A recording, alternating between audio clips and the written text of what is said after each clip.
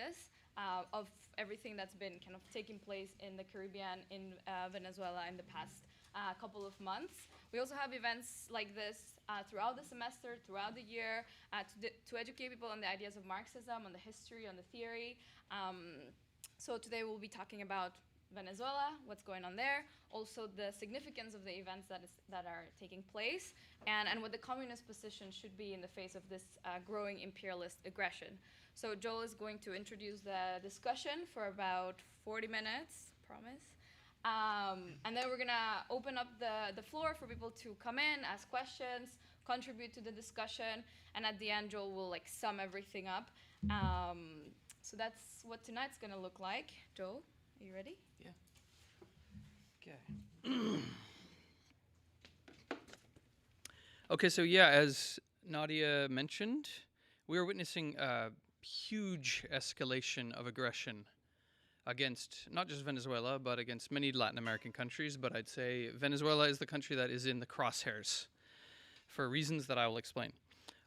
Starting in August, you had this thing called Operation Southern Spear.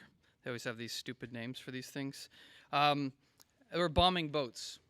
You may have seen Donald Trump talk about it. They asked him, "Are you going to declare war?" He said, "No, I'll tell you what we're going to do. We're going to kill people and they'll be dead," in typical Trump fashion. So they bombed about 21, last time I checked, boats. These are largely small boats, fishing boats, other things like this. And not even just Venezuelan boats, different boats with different people on it. And they've killed over 80 people. Last I checked, it was 83 people that they've killed. They've been they've been carrying out these extrajudicial killings. That's what it is. About one a week, bombing one of these boats. Now, Trump's claiming this is a big win because they're stopping the flow of drugs into America. That's what he's claiming. We'll get into whether or not that's true. In addition to this, there's a huge military buildup in the region, which has massively accelerated since August. In September, you had many naval ships, submarines. You've had fighter jets. You have other military aircraft that are deployed in Puerto Rico. And just in the past, I don't know the exact date that happened, but in the last week and a bit, there was the Gerald Ford Aircraft Carrier Strike Group, which is the biggest aircraft carrier, most powerful aircraft carrier in the world, with dozens of fighter jets, helicopters, etc.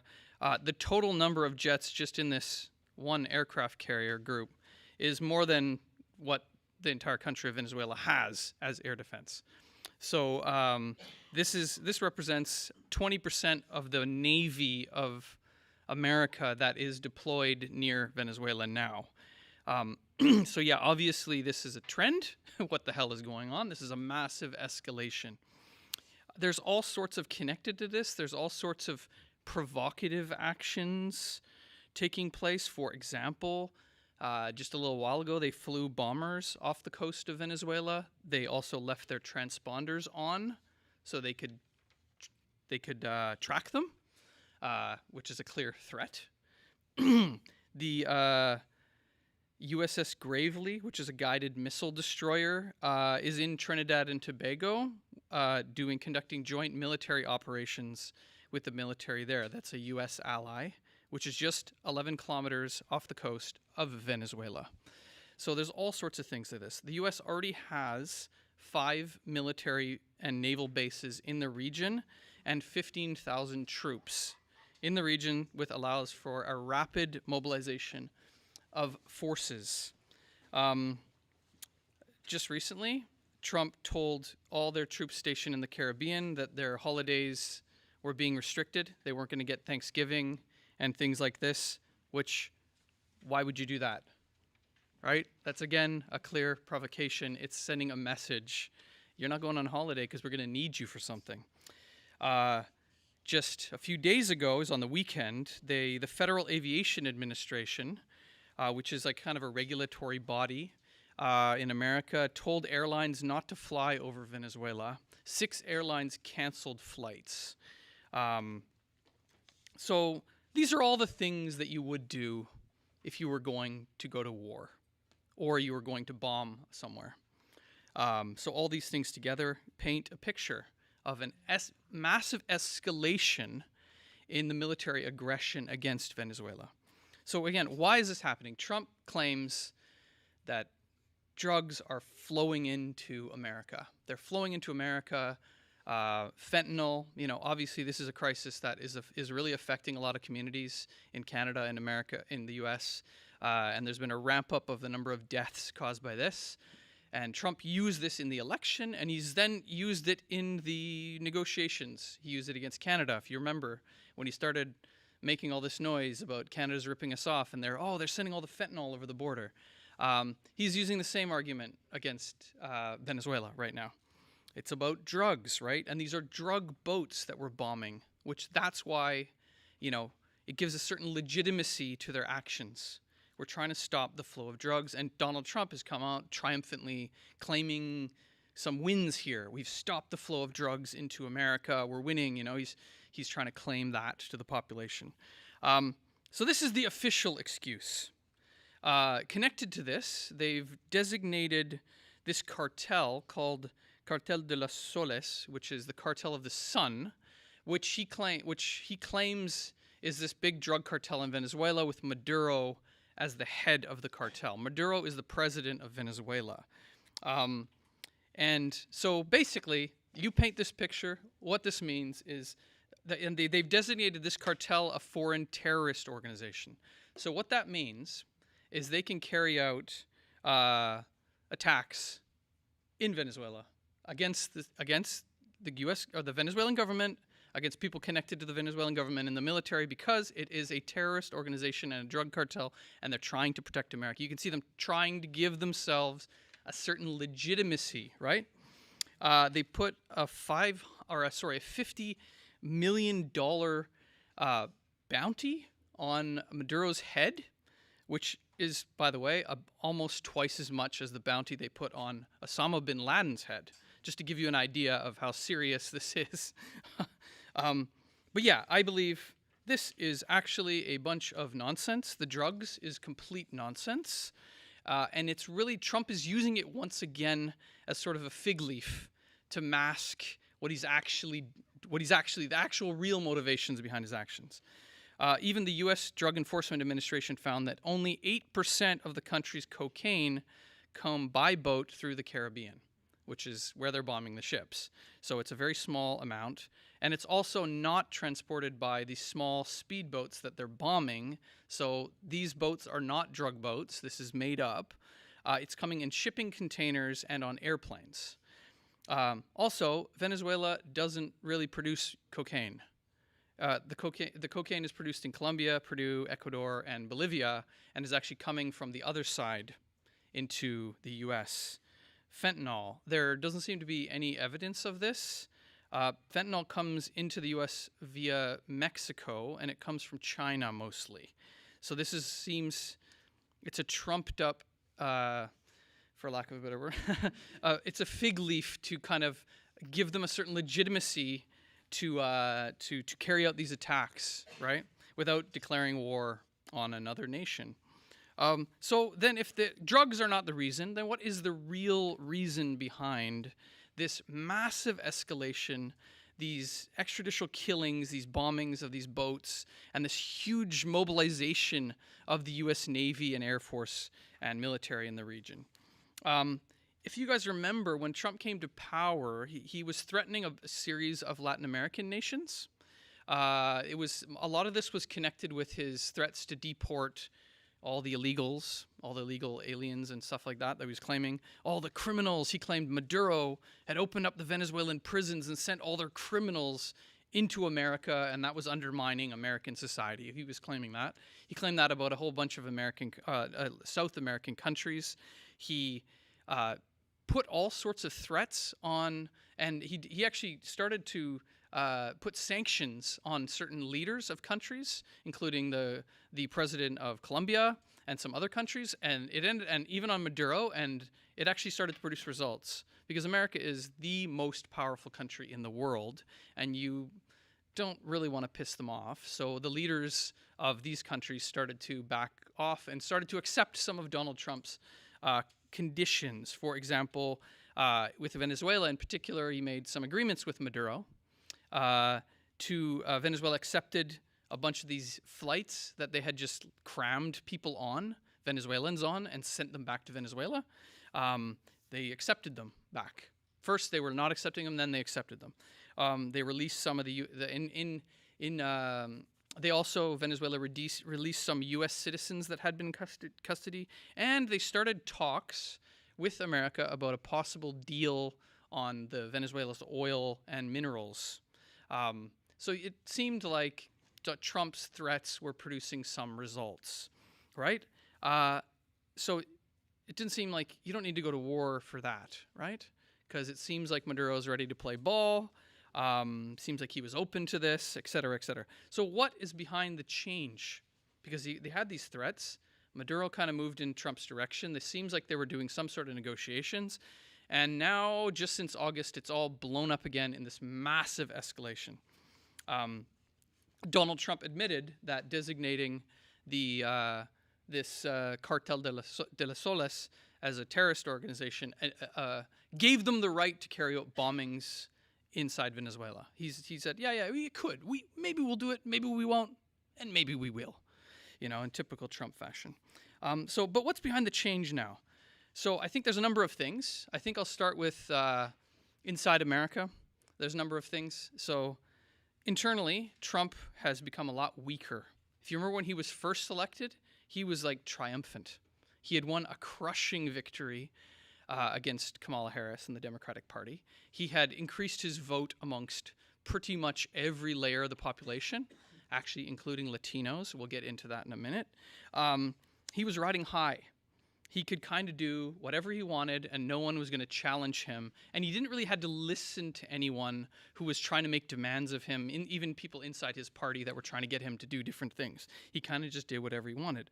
But now, it actually hasn't been that long. It's astounding to say that because it seems like so much has happened since he's got elected, but it hasn't even been a year yet, and he has not fulfilled any promise. He has not fulfilled anything. He has not delivered on anything. He has not made life better.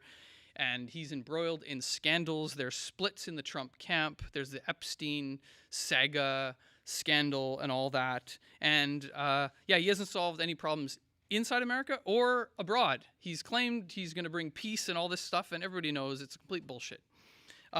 So I believe that because he's weaker, he's more isolated, even inside America, even inside the Republican Party, and he is therefore more erratic and a bit more dangerous because he'll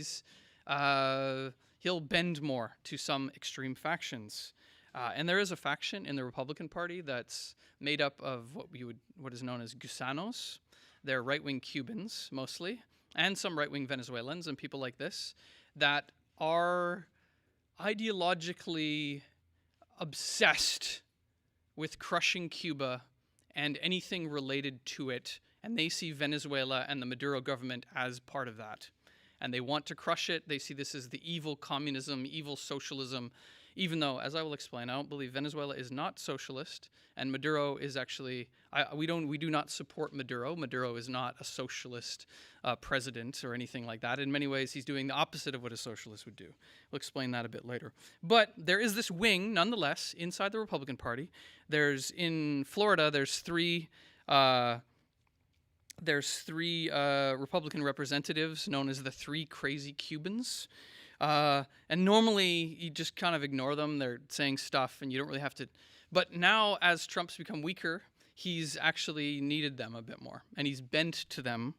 And they have 3 votes, which things are pretty tight. So he kind of needs their votes. So it's a bit of horse trading behind the scenes, probably.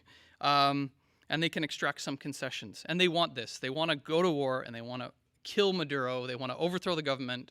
And they want to probably put...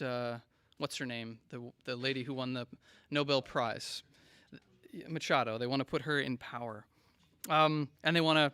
He hasn't done this with Cuba yet. They probably want to overthrow. They definitely want to overthrow the Cuban government. Related to this, as I mentioned, Trump. He actually won, and he had increased support amongst a lot of the Latino community in some states. This has plummeted because he's done this anti-immigrant policies, exporting people, and connected to this. deporting people. Connected to this, he's eliminated a whole bunch of laws that gave protected status to certain people. For example, there's this humanitarian parole program he eliminated that protected 600,000 Cubans, Venezuelans, Nicaraguans, and Haitians from deportation. But he was playing to that sort of Trump MAGA base of like, deport them all or whatever. And this has actually pissed off a whole bunch of Latinos that are right-wing. They're very right-wing Latinos, and they all voted for him. And he pissed them off doing that. So you see he's zigzagging a bit, trying to find a base of support. And he thinks probably that this is going to, by pandering to this anti-Maduro, anti-Venezuela, tough guy type anti-drug thing, it's going to gain him some support. But I believe these things that I mentioned here, this is important. It does help explain some of his actions, but this only explains so much. And I think these things are largely secondary, actually. What he is doing here is connected to the wider picture. You got to look at the big picture. These types of things don't just happen because Donald Trump's crazy or because there's some Cubans in the Republican Party that are a bit, you got to look at the wider picture. So Trump, the bigger picture here is there is a split in the American ruling class. Trump defeated the old guard, the old wing, the dominant section of the American ruling class that had ruled for a long time, that basically had this liberal, free trade, liberal world order, and they had these big allies that they worked with, including Canada, Europe, right? And and Trump was very much opposed to this. He basically saw, why do we care about Europe? We don't care about Europe. We don't care about Ukraine. We don't care about Canada unless we can take their resources or something. We don't care about diplomacy or any of that stuff. We need to retrench. So what he means is you need to retrench away from places that are far away from America that really don't have much to do with the national security interests of America and focus on the key backyard, the classic geographical interest like backyard of the United States, of United States imperialism, and that is the Americas.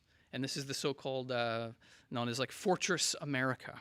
And this is kind of sums up what Trump's general plan is. And so this is Canada, Greenland. If you remember, right out of the gate when he got elected, what was he talking about? Canada, 51st state, Greenland, we could take that shit. Panama, you will retake Panama if we have to, and don't let China use the ports and all that stuff. So this is kind of connected to his whole plan. And retrench in the Americas, consolidate American power, kick China out of America so they can focus on China, which is the main rival of American imperialism in the world. And that is really the kind of general strategy that Trump is pursuing. So I believe this conflict here, therefore, needs to be viewed within this, not as some... I've seen a lot of people online talk about it. It's like crazy, he's just nuts, like what the fuck? Like I think a lot of what Trump does can seem superficially on the surface as illogical. And liberals definitely actually refuse to engage in his logic and just claim he's nuts because they don't want to accept reality. But Trump does have a consistent logic to a lot of what he is doing. So yes, the bullying of Venezuela is not happening in isolation. It's happening, actually I mentioned already a number of things. Panama, when Trump got elected, he bullied Panama to end its participation in the Chinese Belt and Road Initiative. He bullied them to allow U.S. troops on Panamanian soil. He forced C.K. Hutchinson, which is a Hong Kong-based company, to sell 2 key ports, although that's not entirely finished because China's trying to overrule it. It's a big dispute. Brazil, in August, he put 50% tariffs on Brazil. The stated reason was because his buddy Bolsonaro was being tried and found guilty, actually. But the real reason is you gotta look beyond the surface, right? The real reason is he's protecting the interests of U.S. multinationals. Brazil, there's a trading bloc called the BRICS. The B is Brazil. And he doesn't like what Brazil has been doing. They've been too cozy with China, with Russia, with these other powers, right? So he's trying to send a message, trying to punish Brazil for their role in the BRICS. Colombia, Trump has also escalated aggression against Petro, the new president of Colombia, who's kind of he's left-leaning. He's implemented some policies that Trump doesn't like. Trump has called Petro an illegal drug dealer. He revoked Petro's visa. He sanctioned him and his family. He cut off all U.S. aid to Colombia, and he's threatened to impose tariffs on Colombia. So it's not just Venezuela. And Argentina is an interesting case because you had this very Trumpian libertarian guy, Milei, elected, and Trump has done the opposite with Argentina. He's gone out of his way to bail Argentina out, providing lots of money, billions and billions of dollars to Argentina because Milei's tanked the economy, and he's bailed them out.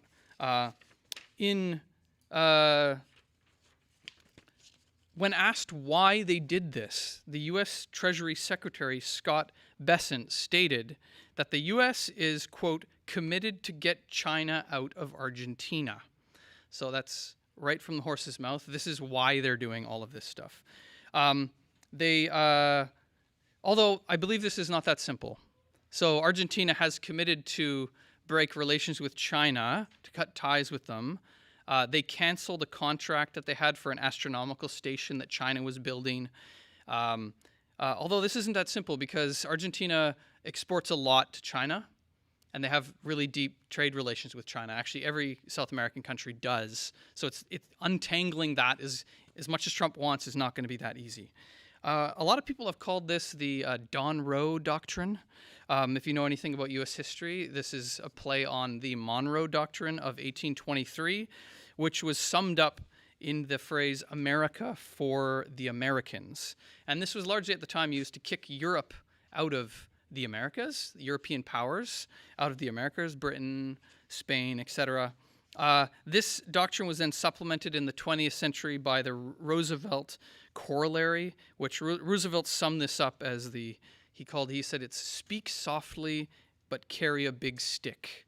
And this is sort of your typical kind of it's known as gunboat diplomacy, which is, yes, you will make the decision and we have guns to your head, you know?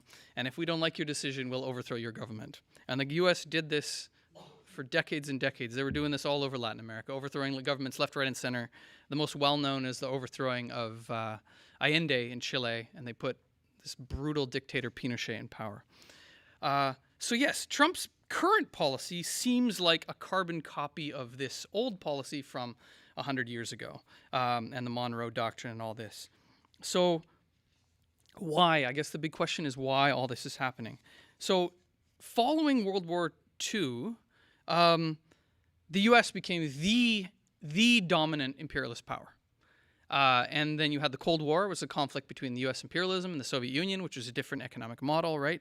And the U.S., because it was the dominant power, it could just dictate to everybody. It could basically just tell any country what to do. Any country that wasn't in the Soviet sphere of influence, they could tell them what to do, and they would have to do it, more or less. And this was accelerated after the collapse of the Soviet Union, where America was basically the only world power. And they became super arrogant, and they just ordered everyone around.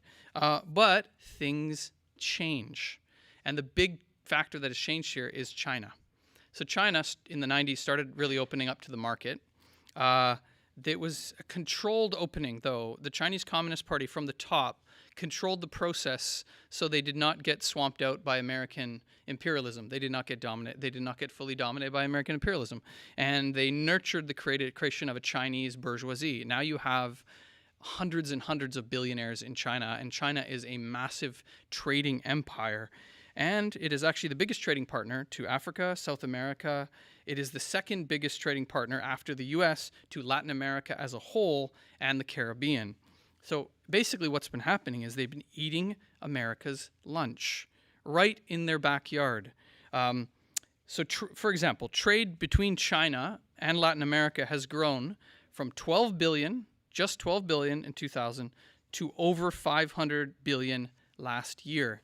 This is projected to go up to over 700 billion by 2035.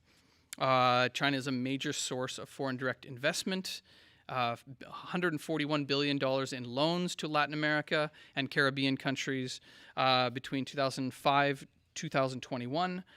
These investments is all mostly in raw materials, copper, iron ore, soybeans, oil, basic raw materials, energy, infrastructure, telecommunications. Over 20 countries in the regions have signed on to China's Belt and Road Initiative, which is trade corridors all over the world, right?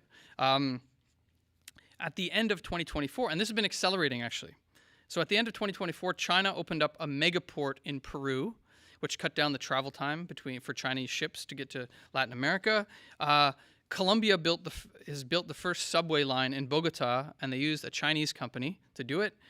China has free trade agreements with Chile, Peru, Costa Rica, Ecuador, Nicaragua, and Venezuela. In May this year, Xi Jinping held a summit. Before this year, usually China would be lucky if one Latin American president would visit China. You'd have maybe one, okay, you'd have some chats, they'd have some trade, whatever. This year you had, I don't know how many, maybe 10 more. They had a whole summit with Latin American and Caribbean leaders, and Xi Jinping pledged billions of dollars or more investment. So you can see there's closer and closer trade relations, and this is extremely worrying to American imperialism. So U.S. and the U.S. government sees this as a huge threat. So as Marxists, we got to look beyond the surface and beyond what the politicians say their reason is, or what they say about themselves or about their actions, and you got to look at the economics beneath it, right, to help to understand. Otherwise, the world is just a crazy, complicated, random place with messed up things happening. But all this is perfectly logical from the standpoint of American imperialism. And they were negotiating. Well, negotiating is a weird word to say. They were, in Trump's weird way, he was sort of negotiating with some of these countries. But it seems like the early period also wasn't getting what they needed. And so they're getting impatient, and they're seeing actually the tariffs that Trump imposed on many countries in Latin America. In many countries, most countries, it had the opposite effect. For example, Brazil, they put 50% tariffs on Brazil.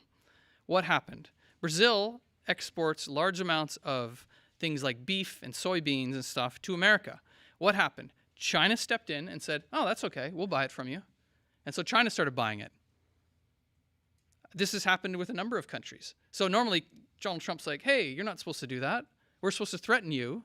We're supposed to put tariffs on you, and you're supposed to come crawling back to us, and we exact concessions.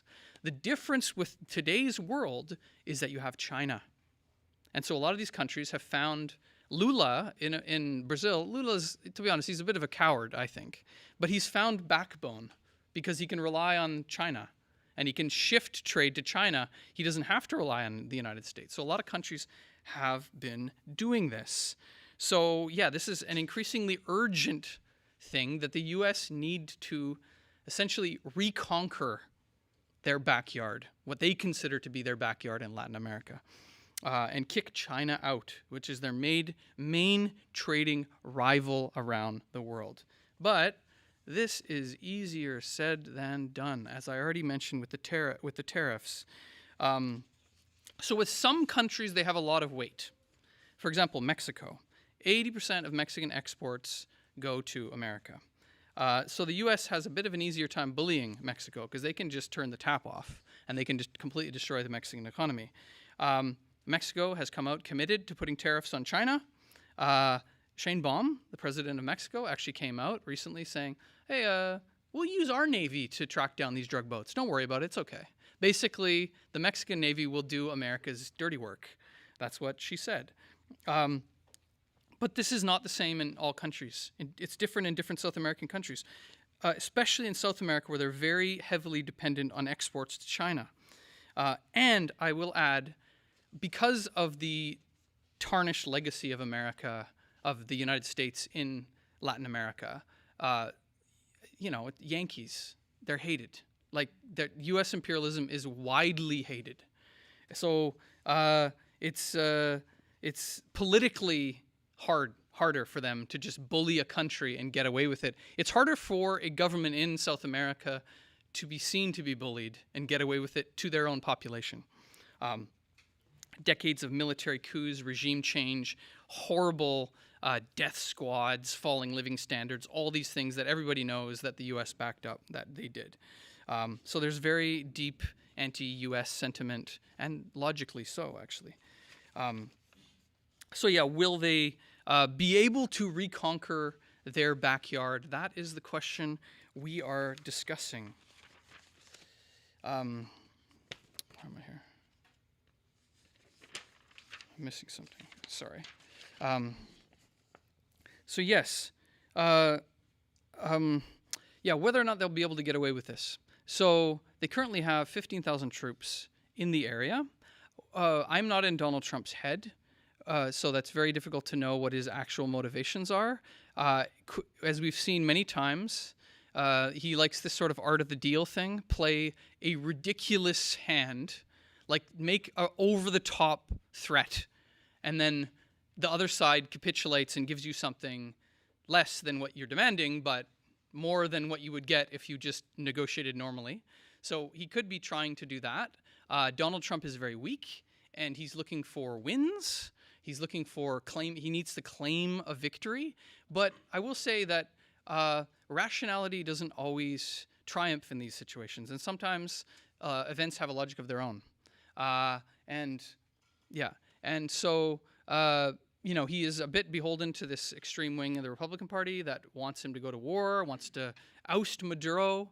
Very clearly, they've said that. They want to overthrow the Venezuelan government.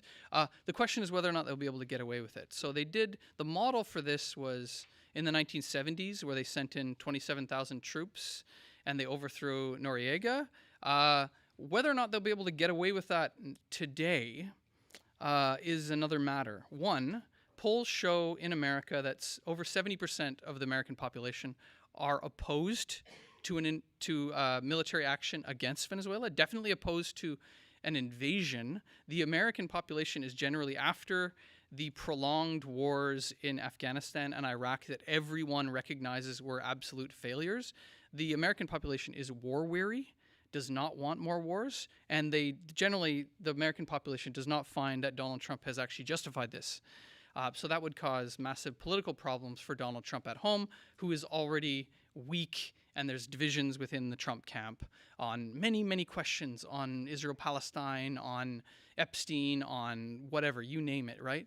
On Ukraine, on a lot of stuff. So whether or not he can get with it there. But then there's also how many troops would they actually need if they were to actually invade Venezuela with the aim of overthrowing the government? They have 15,000. It would take way more, in my opinion, way more than 15,000 to actually, I don't even know what you would consider a success.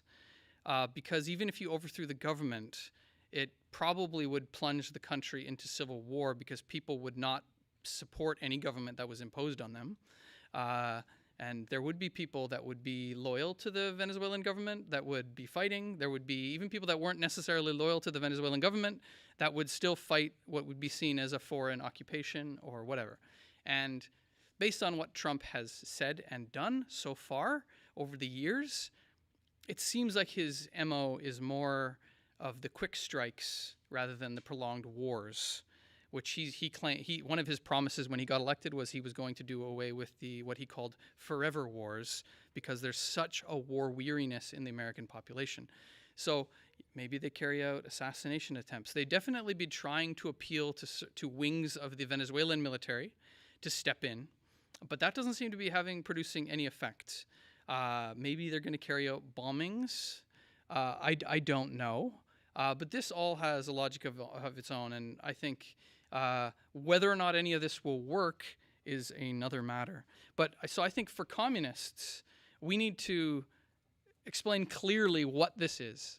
This is, once again, the United States, U.S. imperialism, trying to dictate to another country after years of blathering on and on about sovereignty and democracy of countries and never violate. This is the U.S. once again trying to overthrow a government that they do not like. And it is very clear this is for pure economic reasons. It has nothing to do with the drugs, right? And so, yeah, the position of the Revolutionary Communist Party, the genuine position of communists must first and foremost be hands off Venezuela, hands off Colombia, hands off Latin America. Now, on the question of Maduro, because some people raise, oh, does that mean, someone raised it with me before the event today, does that mean that we support the government of Nicolas Maduro? I would say no. We are not supporters of the government of Maduro. Maduro does use socialist language, but again, you need to look at what he actually has done.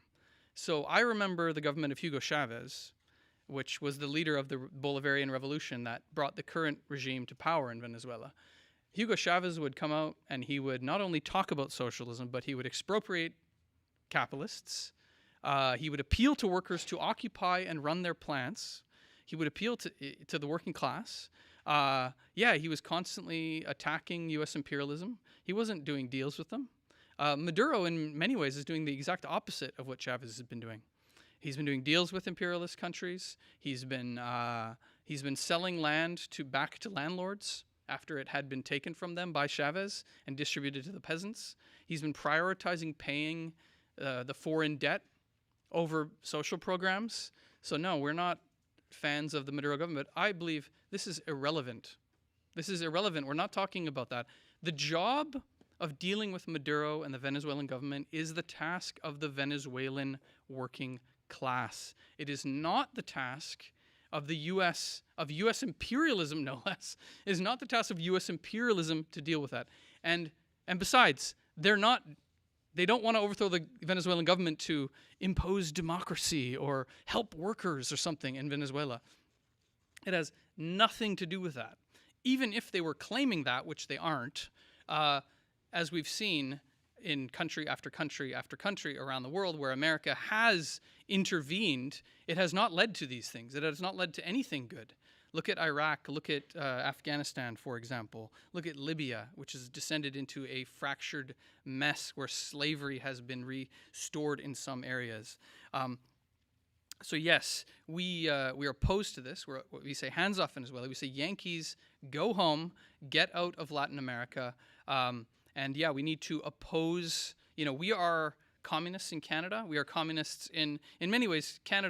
In many ways, I will say this, in many ways, Canada is the 51st state of America. They act like it. They do everything that the U.S. wants while pretending to be different. Our main enemy is here. It's the Canadian and the American imperialists, and we need to fight them first and foremost. So nothing good comes of that. On how do we fight this? How do we fight this? That's what we need to talk about. It is talked about sometimes in some areas of the left that it's good that the U.S. is getting displaced by China because China is progressive. China's socialist. China's not imperialist. Well, I just want to say a few things about that. Yes, our main enemy is American imperialism, Canadian imperialism, yes. But that doesn't mean we support what I would describe as Chinese imperialism. If you don't believe me, I'll just go through some of the details.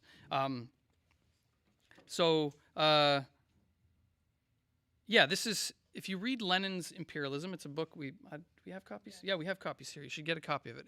Very excellent book. It's the classic Marxist explanation of the phenomenon of imperialism. What Lenin describes is, the argument about China is usually, well, look, China's just doing trade and investment, right? They're not doing coups like America did. They're not overthrowing government. They're not threatening military. That's actually true.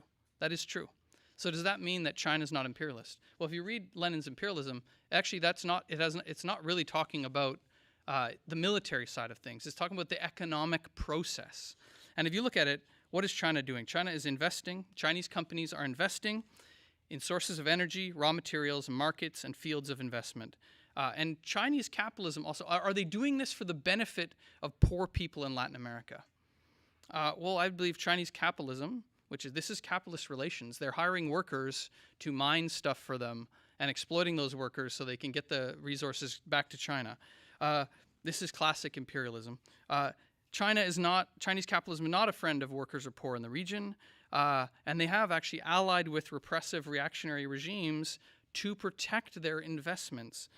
For example, China has close ties with Bukele.